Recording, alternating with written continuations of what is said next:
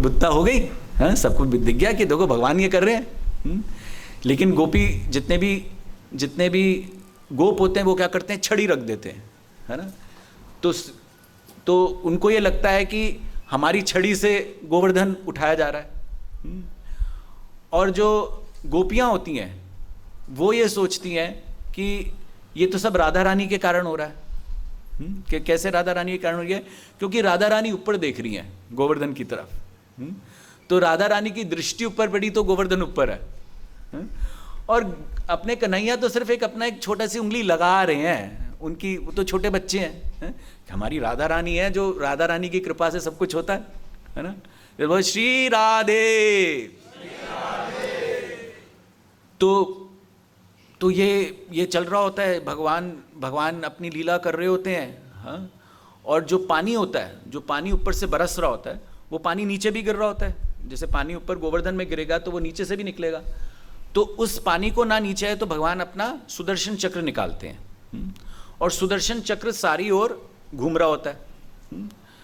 अब होता क्या है कि ब्रजवासी तो सब नीचे आ गए। ब्रज की लीला में सारी गोपियां सब जो हैं भगवान के पास आ गई, और भगवान को भी अच्छा लग रहा है कि सब गोपियां मेरे साथ, है ना। 7 दिन अब कहीं जाना नहीं, किसी को कुछ करना नहीं है, और सब भूल भाल गए। मैंने जो चंद्रावली के साथ किया वो तो सब खत्म हो गया। भगवान भी खुश कि चलो जी 7 दिन में मजे करूं, है, मेरा यहीं पे रास हो रहा है। अब वहां पे जो मूसलाधार बारिश तो अभी भी हो रही है, और वो किस पे पड़ रही है, गोवर्धन पे। अब गोवर्धन परेशान कि भाई इतनी भगवान ने ब्रजवासियों को बचाने के लिए तो गोवर्धन उठा लिया, मेरे को कौन बचाएगा, मेरे पे भी तो इतनी मूसलाधार बारिश हो रही है। क्योंकि इंद्र का जो प्रकोप था वो बहुत तेज था। तो वहाँ पे पेड़ पौधे जिसके साथ भगवान अपना गोप चराते थे, सब कुछ करते थे, सारे पेड़ पौधे भी जा रहे थे, है ना। तो गोवर्धन बड़े परेशान होने लगे। तो गोवर्धन आह्वान करने लगे, कृष्णा बचाओ, मेरे गोवर्धन को बचाओ। आप इनके चक्कर में, ब्रजवासियों के चक्कर में मेरी लंका लग जाएगी, है। तो फिर कृष्ण क्या करते हैं, आह्वान किसका करते हैं, जो वैष्णव नाम यथा शंभु, तो भगवान शिव को बुलाते हैं।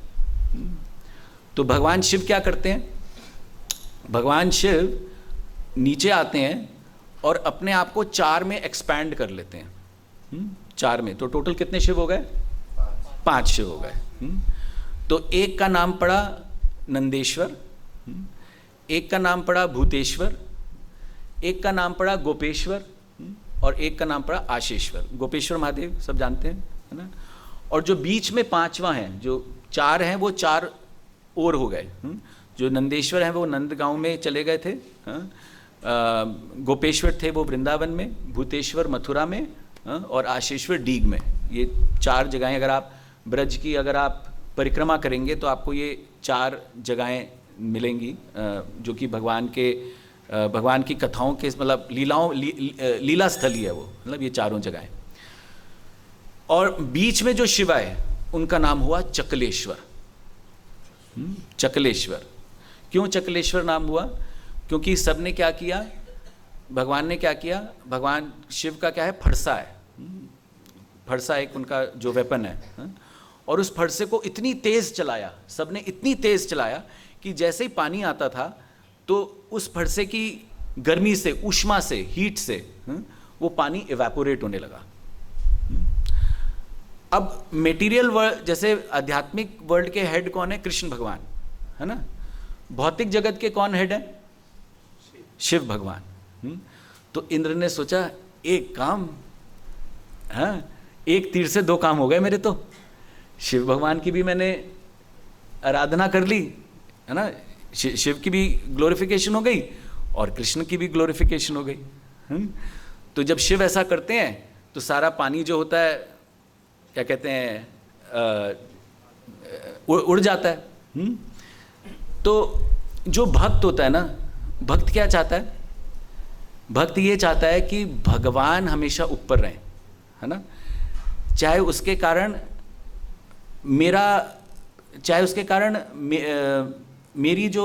मेरा जो प्रताप है वो नीचे हो जाए। जैसे जय विजय थे, भगवान के क्या थे, भक्त थे, लेकिन वो भगवान को प्रेम देने के लिए हिरण्यकशिपु रावण बन गए, तो यहाँ पे जो इंद्र है, भगवान की सेवा करने के लिए उसने कहा अच्छा सारे ब्रजवासी मुझे गाली देंगे कोई बात नहीं, है?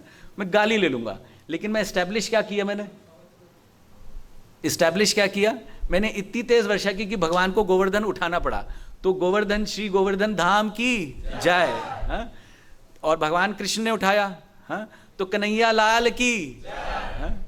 और फिर हमारे भगवान शिव, हाँ? जो परम वैष्णव है, उनका भी हमने गुणगान किया। तो इस तरीके से जो भक्त हैं वो क्या करते हैं भगवान की प्रभुत्ता एस्टैब्लिश करते हैं। तो ये जो गोवर्धन लीला है, ये गोवर्धन लीला में भगवान ऐसा भी करते हैं कि खुद गोवर्धन में उनके, जब आप भागवतम पढ़ेंगे, उनके अपने 24 हाथ निकालते हैं, और 24 हाथ से वो खाना भी, प्रसादी भी लेते हैं। तो और भगवान क्या कर रहे हैं, भगवान कह रहे हैं कि गोवर्धन सबसे बड़े हैं। भगवान कहते हैं सबको गोवर्धन की पूजा करनी चाहिए। हम गोवर्धन में जब गोवर्धन लीला हुई थी तो भगवान गोवर्धन कहते हैं गोवर्धन की पूजा करो। तो ये भक्त और भगवान का प्रेम ऐसा है कि जो भक्त है, इंद्र भी भगवान का बहुत बड़ा भक्त है। इंद्र भी भगवान का बहुत बड़ा भक्त है। अब देखिए, इंद्र को कभी कोई समस्या होती है तो क्या होता है, भगवान क्या करते हैं, हमेशा उसका साथ देते हैं ना, चाहे कितनी भी वो गलतियां करे। तो हमें ये समझना है इंद्र गलती करते नहीं है, उनसे करवाई जाती है। कई बार लोग पूछते हैं ये सवाल कि जब इंद्र इतनी गलतियां करता है तो भी भगवान इंद्र की क्यों साइड लेते हैं, और भगवान इंद्र से इतना प्रेम करते हैं, जैसे बलि महाराज से प्रेम करते हैं तो उनके द्वारपाल बने, है ना। तो ऐसे इंद्र से प्रेम करते हैं तो इंद्र के क्या बने, छोटे भाई। छोटे भाई का नाम क्या था उनके, हाँ, वामन अवतार, उपेंद्र, है ना। तो उपेंद्र उनके, तो भगवान उनके छोटे भाई बन के आ गए, है ना। जैसे भगवान ब्रह्मा से प्रेम करते तो उनको अपना बेटा बना लिया। तो भगवान जिससे प्रेम करते हैं उससे संबंध बना लेते हैं। तो हमें कब पता लगेगा हमें भगवान से प्रेम होगा, जब भगवान हमें अपने संबंध में कहीं पे ले आएंगे, तब हमें समझ लेगा कि हमारी गाड़ी सही चल रही है। तो जैसे इंद्र है, इंद्र शुद्ध भक्त भी नहीं है, इंद्र शुद्ध भक्त है, कर्म मिश्रित भक्ति है उसमें, तो है ना। वो तो अभी स्वर्ग लोक का वासी है ना। और भगवान तब भी उसके छोटे भाई बन जाते हैं। ऐसी ही एक कथा रामायण में आती है। रामायण में क्या होता है कि भगवान राम को सेतु बनाना होता है रावण को मारने के लिए।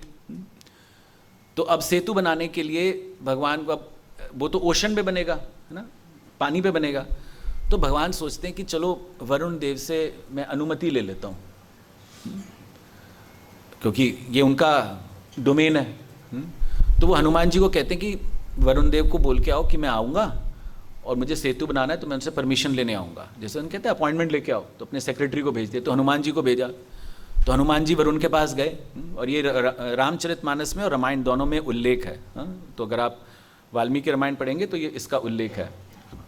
तो वरुण देव के पास जाते हैं, वरुण देव को बोलते हैं देखो हमारे राम आ रहे हैं, राम आएंगे तो आपसे वो मांगेंगे परमिशन कि हमें सेतु बनाना है, तो आप हाँ कह देना और दंडवत वगैरह करना अच्छे से हमारे भगवान का, ये हमारे भगवान है।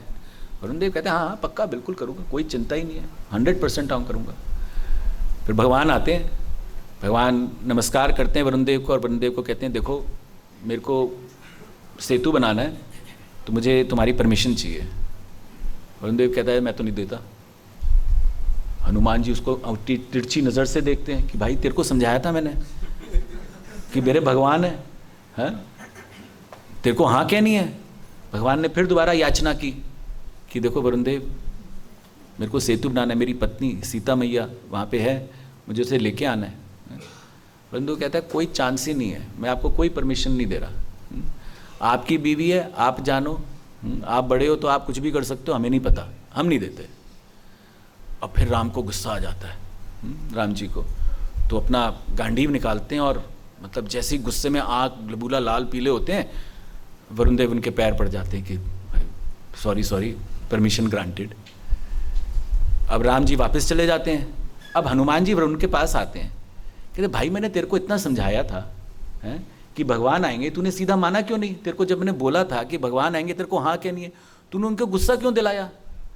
तो उन्होंने बोला बड़ी सीधी सी बात है, अगर दुनिया ये कथा सुनती कि भगवान राम मेरे पास आए हैं और भगवान ने मेरे से परमिशन मांगी और मैंने परमिशन दे दी, तो कौन बड़ा हुआ? मैं बड़ा हुआ ना। लेकिन अगर सारी दुनिया को यह पता चले कि मैं बड़ा और राम छोटे, तो इसमें राम भगवान की क्या ग्रेटनेस है? ग्रेटनेस तो राम भगवान की तब होगी जब राम ने मुझे डराया और मैं डर गया, तो राम की प्रभुत्ता हुई नहीं हुई? तो ऐसे भक्त, हम ये सोचे कि वरुण डर गया, ये सब भक्त का जो प्रेम है ना, बड़ा अजब है ना, वो कैसे सोचते हैं। तो हनुमान जी सोचते थे मेरा भगवान के साथ अगाढ़ प्रेम है। उन्होंने सोचा ये वरुण देव तो मतलब जबरदस्त, मैं तो कुछ भी नहीं उसके आगे हूं। मैं सोच रहा था कि भगवान के आगे सिर नवाना है, ये तो भगवान को गुस्सा दिलाना और भी अच्छी बात है। तो कहते हैं ये बढ़िया, मैं भी ऐसे ही करूंगा, मतलब दिमाग में, क्योंकि वो कहते हैं ना जैसे सीता मैया ने कहा सिंदूर डालते, उन्होंने अपना लाली कर दी। तो हनुमान जी का जो कैरेक्टर है ना, वो जहां देखते थे कि अच्छा प्रेम है, वहीं पे कूद ही मार लेते थे। बंदर थे ना, तो वानर थे, बंदर इज अ रॉन्ग वर्ड, वानर थे। तो फिर क्या होता है, भगवान कहते हैं अच्छा हमने वरुण देव से तो मिल गई है, अब हमें चंद्रमा से भी चाहिए परमिशन। क्यों? चंद्रमा ज्वार भाटा करता है ना, तो जब ज्वार भाटा होगा तो उससे पुल में परेशानी आ सकती है। तो फिर भगवान हनुमान जी को कहते हैं कि भाई चंद्रमा से भी बात करके आ, मैं जाऊंगा, हाँ, और चंद्रमा जी से परमिशन मांगूंगा। हनुमान जी कहते हैं ठीक है। चंद्रमा के पास जाते हैं, देखो हमारे भगवान आ रहे हैं, और जब भगवान कहेंगे ना कि तुम्हें कहना है ना, परमिशन नहीं दूंगा, हमें भगवान राम की प्रभुत्ता करनी है, क्योंकि अगर तूने हाँ कह दिया तो लोग सोचेंगे तू बड़ा, क्योंकि अभी उसने वरुण से यही सीखा था, है ना। तो वो अब चंद्रमा को पाठ पढ़ाने लगे, हाँ, कि भाई क्या करना है तेरे को बोलना है ना, फिर जब भगवान गांडी उठाएंगे ना, तब तूने हाथ जोड़ के बोलना है हाँ भगवान ऐसा करना है। कहते हाँ, चंद्रमा कहता हाँ कोई चिंता ही नहीं है, तू मस्त रहो, मैं ऐसे ही करूँगा। अब जो भक्त होता है ना, वो अपने हृदय के हिसाब से जाता है। अब भगवान राम आए, भगवान राम ने बोला कि भाई तुम रात को हमारे जो वानर सेना जाएगी, हाँ, तो तुम ज्वार ज़्यादा मत करना, नहीं तो मेरे जा नहीं पाएंगे। और फिर भगवान ने एक बात और ऐड की, अगर हम भगवत गीता में पढ़ें तो चंद्रमा क्या करता है, चंद्रमा का कार्य क्या है? जैसे सूर्य का कार्य क्या है? हाँ, मतलब हमें क्या करता है वो? लाइट, मतलब हमें ऊर्जा देता है ना, ऊर्जा देता है, एनर्जी देता है। चंद्रमा क्या देता है? हाँ, कौन भगवत गीता का ज्ञानी है?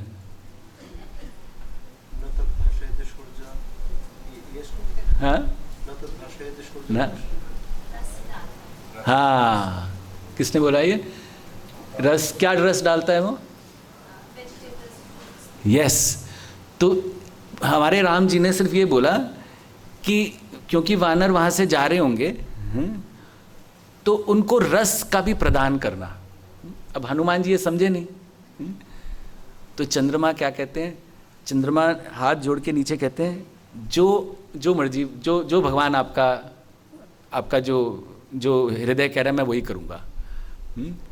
तो हनुमान जी सतपटा जाते हैं कि भाई मैंने इसको समझाया था कि भगवान को मना करना है, भगवान को गांडी उठाना है, अब लोग सुनेंगे हैं तो क्या कहेंगे। तो जैसे ही भगवान गए तो उसने चंद्रमा से बोला भाई क्यों भाई, मैंने तेरे को समझाया था, हैं तूने ऐसा क्यों नहीं किया? कहते भगवान ने मुझे सेवा दी है। भगवान ने मुझे सेवा क्या दी है? कि उनकी सारी वानर सेना को मुझे रस पान कराना है जिससे वो हृष्ट पुष्ट रहे। तो भगवान से बड़ा क्या होता है? भक्त की सेवा। तो कहते हैं मुझे जब भक्त की सेवा करनी है, जब मुझे सेवा दी जा रही है तो मुझे सेवक बनना पड़ेगा ना, तब भगवान की प्रभुत्ता का तो कोई पॉइंट ही नहीं रहता, क्योंकि भगवान ने तो मुझे भक्त की सेवा में लगा दिया, तो इसलिए मैं नहीं किया। तो हनुमान कहते हैं अरे मतलब यहां करूं तो ऐसे, वहां करूं तो ऐसे, तो मैं क्या करूं? तो फाइनली वो सीता मैया के पास जाते हैं और सीता मैया को मतलब सीता मैया का आह्वान करते हैं, अपने मन में आह्वान करते हैं, क्योंकि सीता मैया तो रावण के पास थी।